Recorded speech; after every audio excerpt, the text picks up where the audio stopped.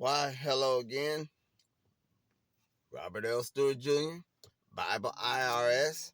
And I know I start every video the same way. And I'm going to tell you, I want God to be blessing you with these videos. I have my apple juice. It's up in the front seat. I have my cheese, ham, turkey slices, pepper jack cheese slices, olives, and spinach leaves with Texas toast so that I can snack in between. If my plan is to make 2 or 3 videos, and I want to talk about the judgments right now because we're in Exodus and we want to go to verse 21. Chapter 21, and I want to talk about the judgments because a lot of people, both black and white, I'm not going to pretend I'm not a black man, as you can plainly see, but it's not about black and white.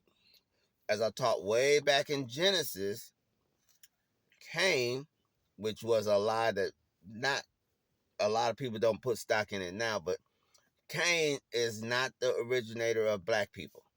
We don't have a curse. Uh, there is a religion that wants to teach that. That is not true. The mark on Cain was for his protection. It's not the black skin. So there's really no difference between black and white. You can include the Asian, the Eskimo, the Mexicans, the Hispanics, every other skin color you can imagine. There's no difference. The color is just a variation. Okay? That's all it is. And I like Miss Jane Elliott. She was the the teacher that taught the brown-eyed, blue-eyed experiment. If you don't, you can look up either her name or the brown-eyed, blue-eyed experiment. And she says there's only one race on the planet, the human race. Everybody's cousins. So, with that being said, we still have to acknowledge the fact, excuse me, that there is a dichotomy or a difference between black experience and white experience here in this nation and around the world in various places. And a lot of people, both black and white, have used the Bible and the fact that there were Christians back in the 16, 17, and 1800s that used the Bible as justification for slavery. Okay? Now, let's get a piece of olive to go with this spinach. Now, the thing about all of that is simply this. Okay? What was slavery in the Bible like? According to the law. So we're going to go into that subject right now with the judgments. Exodus chapter 21. Let's start at verse 1. Now these are the judgments which thou shalt set before them. Who is the them? The Jews, the Israelites, God's chosen people. This is the law, the judgments. Amen. It comes right after the 10 Commandments. I read to you the 10 Commandments. We discussed it in previous videos. The judgments. First judgment. If thou buy an Hebrew servant or Hebrew slave, 6 years he shall serve, and in the 7th he shall go out free for nothing. Does that sound like the slavery that was perpetrated starting in 1620? Because in America, the United States, the first slaves arrived in 1620. They were in the Caribbean earlier, okay? But 1620, period. That's when they got here. Does that describe the slavery that was perpetrated in the 16, 17, and 1800s? No, it does not. Now, it does have indentured servitude, which I wish to speak about. I don't know how much history that you like to learn, amen, but indentured servitude was what this country was actually founded on. not slavery. Pepper jack cheese. Okay? Not slavery.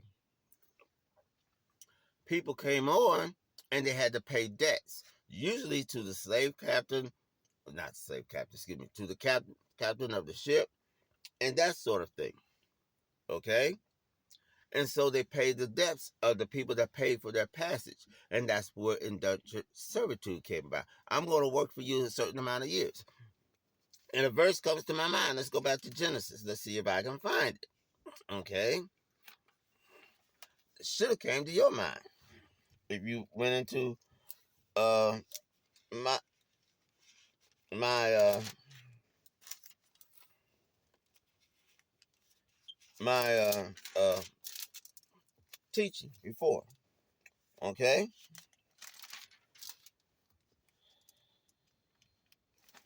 And if you go back to Genesis, okay,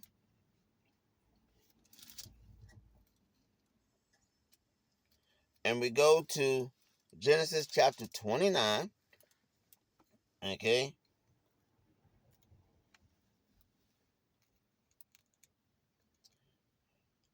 and we're going to start at verse 18.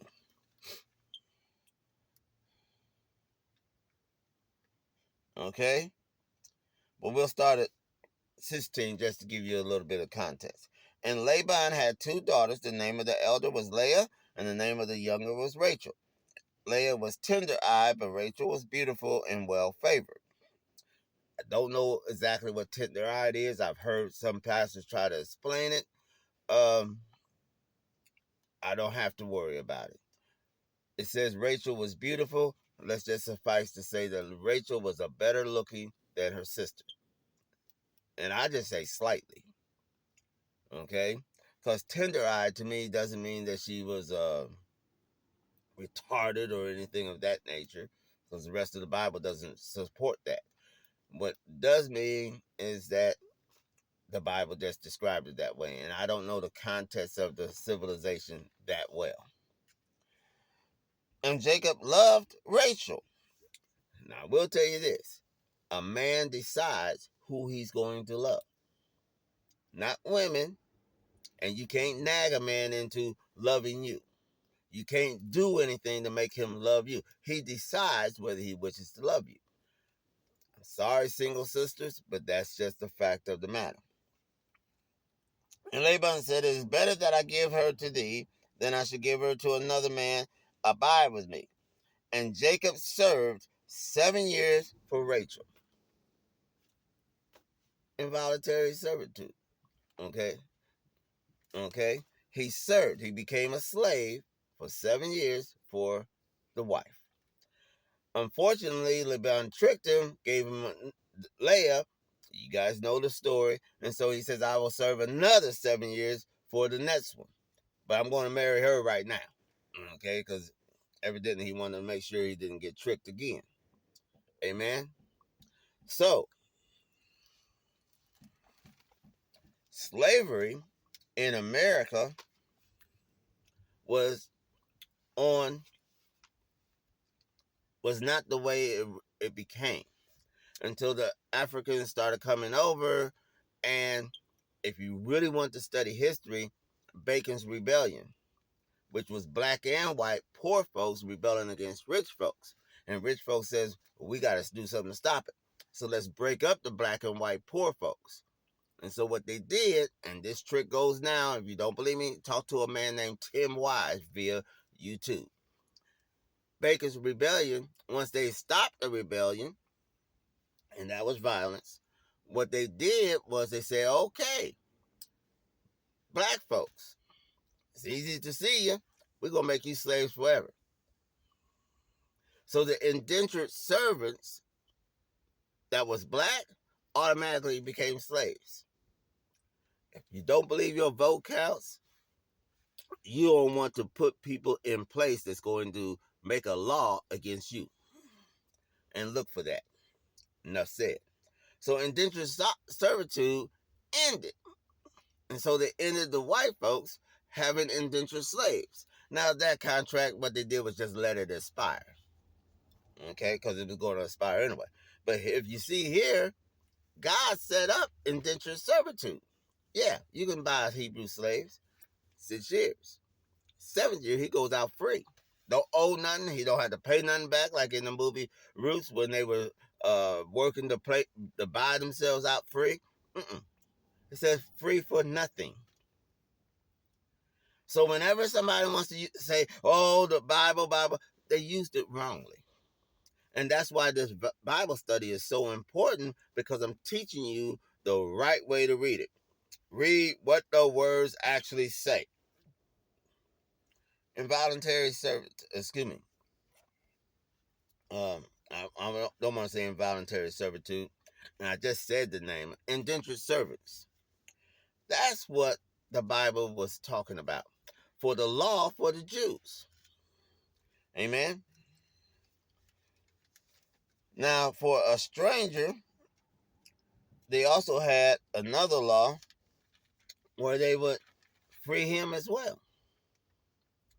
And the servants back then, to be a servant or a slave back then, you were expected to treat your servants well, not abuse them. They weren't inferior to you. They were not. But that's the lie that's been perpetrated on the American public ever since 1620. These people are inferior. And since they have that lie of inferiority, guess what? They made laws against it. They made laws against equality, the Jim Crow, okay? And they also basically forced the attitude of I'm better. I have more privilege. That's what white man's privilege is all about. I've told people before about white man's privilege in my private conversations, and they say, "Well, I don't get nothing." I say, "Yeah, you got a privilege." Remember the movie Tombstone? Yeah. When they first drove up in their wagons, and they said, "I just got to town," and the guy starts telling them, the sheriff, "Hey, I got a house, I got a job, I got this and that for you. Uh, I can set you up." That's white man's privilege. I can bet you that he did not offer that to black men. That's a little privilege, and it's a normal type of thing. He thought that the guy was cool. How come you don't think black people are cool if you're a white man? If you're a black man, it means how come you don't think white people are cool? If you read the book Roots, one of the guys as a Pullman porter on the train, that white guy thought that the black guy was cool. He said, "I'm gonna pay for your education." It works both ways. Unfortunately, it tends to work the one way a lot more, and that's white man's privilege.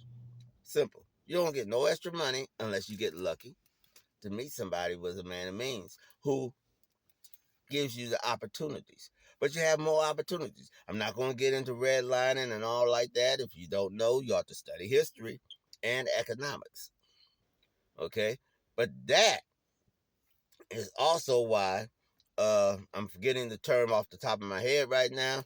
But right now, the big controversy is about education and the type of education, and that's not even taught in schools.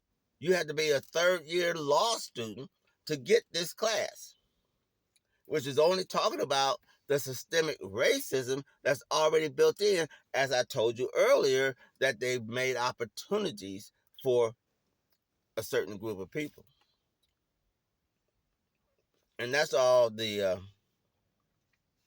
want to say the initials are CLM or something like that. I'm having a brain fart and I can't think of it. But the thing about it is, it's all about opportunities. And some people just are blessed with others more than others. And that's just the way the world works. But also, some people have stumbling blocks put in. And that's also the way it works. And we should not have that. Every man is equal in the eyes of the law here in America. And so, therefore, it should be treated equal. We all agree with that on paper. But we need to agree with that in our heart attitude, in our mind attitude. And look for laws that are antiquated and do not have that. I always say, do you know the law for how high you have to have the slow moving vehicle sign on a buggy? And most people don't know. To be honest with you, I only know because I read it in the book, and now I really don't know because I didn't try to memorize it. Why? I don't drive a buggy. It's made for the Amish. That law is antiquated to me. It's necessary, so we keep it on the books.